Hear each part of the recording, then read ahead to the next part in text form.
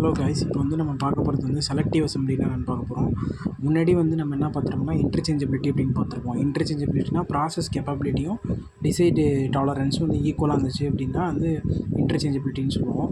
இதுவே வந்து இது வந்து ப்ராசஸ் கேப்பபிலிட்டி அதிகமாக இருந்துச்சு அப்படின்னா, இப்போ இது எக்ஸாம்பிள் எடுத்துக்கலாம். இப்போ வந்து ஹோல் இருக்குது, இதுக்கு வந்து நார்மல் டிஸ்ட்ரிபியூஷன் இருக்குது. இது வந்து ஷாஃப்ட் அப்படின்னு இருக்குன்னா நார்மல் டிஸ்ட்ரிபியூஷன் இந்த மாதிரி இருக்கும். ஓகேவா?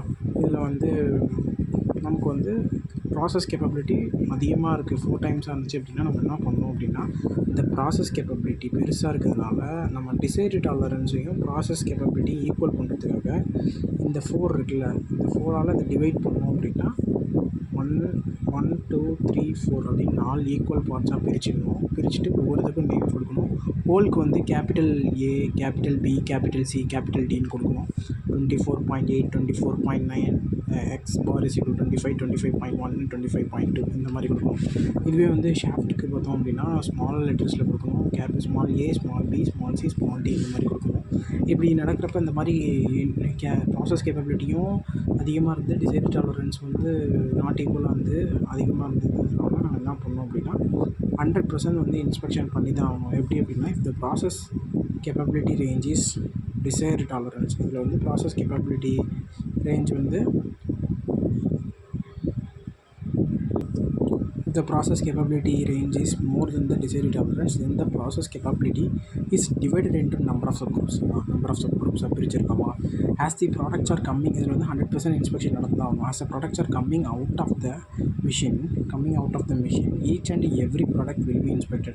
இந்த ப்ராடக்ட்லாம் வந்து மிஷின்லேருந்து வெளில வரதுனால எவ்ரி ப்ராடக்ட்டையும் நம்ம வந்து இன்ஸ்பெக்ட் பண்ணணும். நல்லா இருக்கா, இல்லை தப்பு இருக்கா, அதாவது இருக்கான்னு பார்க்கணும். and as per the dimension it will be placed in the respective subgroups. அதனால் அதை வந்து சப்குரூப்ஸில் ஏபிசி இந்த மாதிரி சப்குரூப்பில் ப்ளேஸ் பண்ணுவோம். It is convention that holes are designated by the capital letters and shafts are வந்து designated by the small letters. By doing this procedure, the variation in the dimensions, these are the variation in the dimensions அப்படிம்பாங்க. அதாவது small லெட்டரில் வந்து ஹோல்ஸுக்கையும்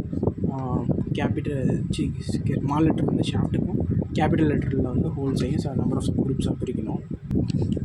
அப்புறம் வந்து with each sub groups will be equal to the decide tolerance. Each sub குரூப்ஸும் என்னென்னா equal to the decide tolerance இருக்கும். ஏன்னா நான் சின்னதாக பிரிச்சிட்டேன், நல்லா பிரிச்சிட்டேங்கிறதுனால. So randomly when a whole is selected from a sub group ஏலேருந்து எடுத்து ஷாஃப்ட்டை வந்து selected from a sub group small ஏலேருந்து எடுத்தோம்னா ஒரு ஷாஃப்ட்டில் ஒரு ஷாஃப்ட்டும் ஒரு ஹோலும் சேர்ந்துச்சுன்னா ஒரு அசம்பிளி மேக் பண்ணிடலாம். திஸ் ப்ரொசீஜர் ஆஃப் அச்சீவிங் இது வந்து இல்லை, நமக்கு இன்டர்சேஞ்சபிலிட்டி இல்லை. ப்ராசஸ் ஆஃப் ப்ரொசீஜர்லாம் ஃபாலோ பண்ணி achieving interchangeability is called selective assembly அப்படின்னு சொல்லுவாங்க. அது இவ்வளோ தான் வந்து செலக்டிவ் அசம்பிளினா என்னங்கிறதுக்கு டெஃபினேஷன்.